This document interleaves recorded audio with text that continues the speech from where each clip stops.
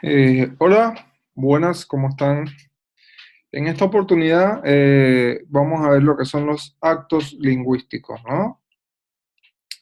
Un poquito la agenda, una pequeña introducción, el lenguaje en sí, los niveles del lenguaje, lo que son los actos lingüísticos y un pequeño cierre. Bien, bien, como ya saben, mi nombre es César Machado, trabajo como Agile Team Facilitator en Entel. Y la idea de este programa es poder ir profundizando en distintos aspectos dentro de lo que es el coaching, ¿no? Y la idea de esto es poder yo compartir a través de unos webinars todo el conocimiento que se va a ir adquiriendo dentro de este proceso. Bien, un poquito los temarios y cómo vamos en el transcurso de ellos. La semana pasada, bueno, vimos lo que era conocimiento versus aprendizajes y ventas versus enrolamiento. Recordamos que conocimiento es todo lo que está relacionado a información y aprendizaje es la práctica que se genera a través de esa información que se ha adquirido por algún medio que de cierto modo genera un aprendizaje en nosotros, ¿no? Y venta versus enrolamiento es cómo abordar ciertas situaciones, ¿no? Donde enfocarla en un escenario de venta es cuando tratamos de hacer valer nuestro deseo, ¿no? Nuestras inquietudes y tratar de satisfacer de alguna manera nuestras necesidades, ¿no? Y por eso la venta empuja al cliente a escuchar nada más a nosotros, ¿no? Cuando enfocamos en lo que es enrolamiento, se trata más de escuchar al cliente cuáles son las necesidades no cubiertas dentro de lo que el cliente requiere y podemos validar si la oferta que tenemos nosotros puede ser, puede cubrir de cierto modo esa necesidad no cubierta dentro del cliente. Entonces, es un enfoque más centrado en el cliente donde la escucha activa es muy, muy fundamental. Entonces, ya para el día de hoy, vamos a ver lo que son los actos lingüísticos y vamos a ver cómo se relaciona un poco esto con lo que es el coaching y con los puntos que vimos la semana pasada. Bien, entonces, el lenguaje, ¿no? Cuando nosotros vemos esta imagen y nos dice necesito ayuda, ¿qué se le viene rápidamente a la mente, no? De cierto modo es que esta persona necesita que alguien lo ayude en algún contexto en el cual está sumergido en ese momento, ¿no? Si nos damos cuenta, ese necesita ayuda va a generar acción en una persona o un conjunto de personas, ¿no? Para poder tratar de ayudarle, ¿no? Bueno, el lenguaje, de cierto modo, está orientado a generar acciones, ¿no? Ya Austin, que es un filósofo británico que fue uno de los pioneros dentro de lo que es la filosofía del lenguaje moderno, porque ya Aristóteles había trabajado un poco lo que es el lenguaje. Austin dice que a través del lenguaje se generan acciones, ¿no? Como vimos en el ejemplo anterior, necesito ayuda, eso va a generar acción, ¿no? Y a través de este lenguaje se generan todas las acciones en cualquier contexto, ¿no? Ya sea en nuestros equipos de trabajo, con nuestras amistades, con la organización, etcétera, ¿no? Entonces, basado en esto, se genera la acción, pero la acción se va a generar dependiendo del nivel en el que nos encontremos. Y Austin definió tres niveles, ¿verdad? Donde profundizó el lenguaje en sí, ¿no? Entonces, el nivel más básico y el nivel en el cual nos podemos encontrar en este momento o en cualquier contexto, y es el que se produce con mayor frecuencia, es el locucionario, ¿no? Es ese hecho de decir las palabras, es decir, lo que yo estoy diciendo ahorita es un mensaje locucionario, ¿no? Y de cierta forma es lo que nos lleva a todos en la comunicación. Pero hay un nivel superior, ¿verdad? ¿Verdad? Que es el ilocucionario y que es el sentido que tiene la palabra que uno está emitiendo, ¿no? Es decir, es la interpretación que tiene uno de ese mensaje locucionario. Entonces, aquí vamos a ver un ejemplo, ¿verdad? Para que se vaya comprendiendo la diferencia entre las dos. Imaginemos que está lloviendo en nuestra casa y nuestra madre nos dice, vamos a salir, ¿verdad? vamos a salir al colegio, o a la universidad o al trabajo, y tu madre te dice, está lloviendo, ¿verdad? De cierto modo, este mensaje no dice nada, ¿no? Es un mensaje locucionario. ¿Por qué? Porque solo se expresa una palabra, ¿no? Una oración de palabras, ¿no? ¿Cuál es el mensaje ilocucionario que está atrás de esa palabra está lloviendo? Bueno, basado en el observador que nosotros somos, ¿no? O nuestro propio modelo mental, nosotros vamos a interpretar que, oye, tenemos que ir a buscar un paraguas o abrigarnos, ¿no? Ese es el mensaje locucionario que tiene ese mensaje locucionario está lloviendo, ¿no? Entonces, de cierto modo, el mensaje locucionario es está lloviendo, el ilocucionario, bueno, basado en mi modelo mental, yo digo, voy a buscar un paraguas, necesito un paraguas, ¿verdad? Pero hay un tercer nivel y es el que se genera a la acción. Basado en ese mensaje locucionario, yo me muevo a buscar ese paraguas o buscar ese abrigo. ¿Bien? Entonces, fíjense que son tres niveles distintos y ya en el nivel perlocucionario es el que se genera la acción sobre ese mensaje locucionario basado en la interpretación o sentido que yo le di a la palabra. ¿Bien? Entonces, ejemplo concreto, está lloviendo, necesito un paraguas, voy y busco el paraguas. Ahí están los tres niveles. Bien, entonces, Austin redefinió el lenguaje basado en estos tres niveles y él relaciona que, sobre todo en el mensaje ilocucionario, que se basa mucho en la interpretación o el observador que somos nosotros, se generan unos distintos actos lingüísticos, ¿verdad? Entonces, esos actos lingüísticos son lo que son las afirmaciones, las declaraciones, las opiniones y las promesas. De cierto modo, las opiniones y la promesa están inmersas dentro de lo que son las declaraciones. Son un tipo de declaración. Cuando hablamos de afirmaciones, son cuando estamos en el lenguaje descriptivo, ¿no? Es decir, describimos el mundo tal cual como es, ¿no?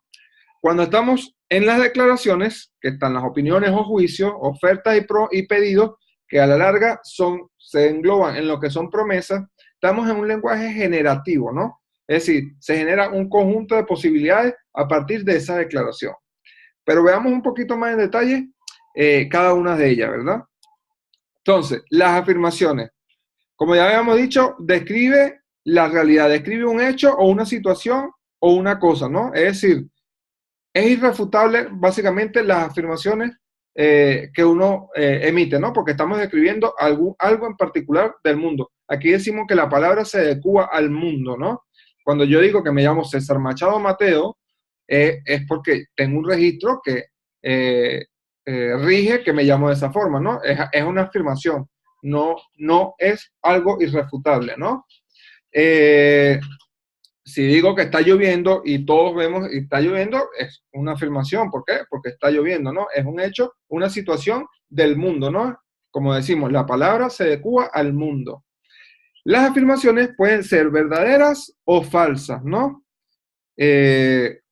Verdadera en el sentido de que, bueno, si el consenso de las personas que están rodeados dentro de esa afirmación asumen que es verdadera, si está lloviendo, es porque está lloviendo, ¿no?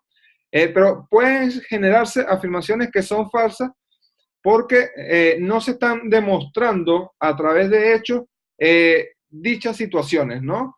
Por lo menos alguien puede decir, César tiene 25 años, ¿verdad? Suena como una afirmación, ¿verdad? Pero si corroboramos mi edad no es 25, es 37 en este momento. Entonces, esa afirmación se convierte en una afirmación falsa. Las afirmaciones también pueden ser relevantes o irrelevantes, ¿no? Dependiendo del sentido que tenga esa afirmación para mí, ¿no? Si por lo menos, como en el ejemplo que habíamos visto hace rato, de que está lloviendo, si yo voy a salir de la casa y mi madre dice está lloviendo, es una afirmación que es relevante, ¿no? ¿Por qué? Porque yo voy a salir y tengo que tomar algunas acciones sobre eso, ¿no? Pero hay afirmaciones que son irrelevantes. Ponte que yo no voy a salir, estoy en mi casa viendo televisión y mi madre, perdón, dice está lloviendo. Capaz es una afirmación irrelevante para mí porque no tiene sentido en ese momento, ¿no? Entonces, dependiendo de la necesidad que tenga uno, esa afirmación puede ser de valor o no, y en ese caso va a ser relevante o irrelevante. Un ejemplo, Clarito, aquí, si yo digo que esta mesa tiene 8 patas y es de color azul, es totalmente válido, ¿no? Porque todos lo estamos viendo y corroboramos ella. Si yo le digo que esa mesa mide 2 metros de alto, se puede poner en duda, ¿no? Y pudiésemos experimentalmente medir la longitud de la mesa y decimos, no, la mesa mide 1,50 m de alto, es decir, una afirmación inválida, ¿no? Entonces, en este caso podemos ver los dos tipos de validez o invalidez de la afirmación, y es relevante o no, dependiendo del contexto, ¿no? Si a mí me interesa, yo soy amante de jugar tenis de mesa, capaz es relevante para mí, ¿no? Alguien que no le gusta el tenis de mesa, capaz no tiene ningún sentido estas afirmaciones que yo le estoy dando. Cuando pasamos a las declaraciones, ¿verdad? He aquí cuando se busca dividir el pasado del futuro, o se divide el tiempo en un antes y un después, ¿no? Porque a partir de esa declaración se genera un espacio de posibilidades dentro de lo que es la declaración. Aquí decimos que el mundo se adecua a la palabra, ¿bien? Entonces, hay declaraciones válidas o inválidas dependiendo de la autoridad que emita esa declaración. Un ejemplo corto, podemos decir, bueno, si tú estás en un juzgado y te dicen, te sentencio a 10 años de prisión, ¿no? Es una declaración válida porque el juez tiene la autoridad para poder emitir esa declaración y se convierte en una declaración válida. Cuando es inválida es cuando no hay un ente válido o un ente regular que tiene la autoridad para poder emitir esa declaración. Por lo general, nosotros podemos emitir constantemente declaraciones que son inválidas. Bien, entonces, aquí lo importante es que las declaraciones se dividen en un pasado y un futuro, es decir, un antes y un después. Es decir, se va a generar un espacio de posibilidades dentro de lo que es esa declaración. Por lo menos, con este ejemplo, mañana me caso, ¿no? Es una declaración, ¿verdad? No es lo mismo el César de ahorita con el César que será mañana. ¿Por qué? Porque hay un conjunto de posibilidades, de un conjunto de escenarios que van a estar presentes del César que es ahora antes de casarse, que es una persona soltera, que vive capaz solo, que vive con sus padres, a la persona que va a estar casada mañana, que ya no va a ser soltera, va a tener una pareja, va a vivir con ella, capaz se van a arrendar o alquilar o comprar una vivienda, etcétera, ¿no? Hay un conjunto de escenarios que están inmersos y hay un antes y un después sobre esa declaración. Lo que genera esa declaración en la persona es como un compromiso hacia el futuro, a un deseable que depende de uno si se ejecuta o no. ¿Bien? Ok, cuando hablamos de opiniones, es un tipo de declaración, pero que tiene una particularidad, ¿no? Que es basado en nuestro propio modelo mental o es basado en el observador que llevamos dentro, ¿no? Se dice que toda opinión es una declaración, pero no necesariamente toda declaración es una opinión, como el caso que vimos ahorita, me caso mañana, es una declaración por sí sola. Pero las opiniones son todas aquellas que se generan por nuestra manera de ver el mundo, ¿no? Nuestra manera de observar al mundo. Las opiniones hay que tener mucho cuidado porque se puede tender a confundir con lo que es una afirmación, ¿verdad? Y esto puede generar controversia dentro del lenguaje, ¿no? Y puede generar brechas o quiebres de comunicación entre las partes. Cuando yo digo, por lo menos, eres linda, es una opinión, ¿no? Es una opinión personal, es como yo veo a esa persona.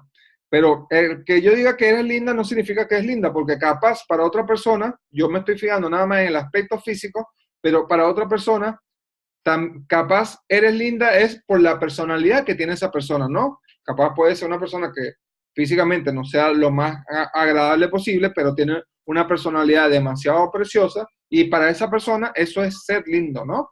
O también una mezcla de las dos, ¿no? Que es una persona físicamente muy bonita y que tiene una personalidad o unos sentimientos muy preciosos, ¿no? Y a la larga para él eres linda. Entonces, ¿ven la diferencia en este momento de lo que son las opiniones, de las afirmaciones y cómo se distingue de una declaración simple?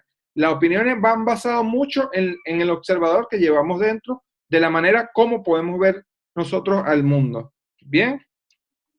Entonces, en este momento yo le pido que reflexionemos un poco, ¿verdad? Y le digo, ¿qué importancia tienen para nuestra vida poder distinguir entre afirmaciones y opiniones?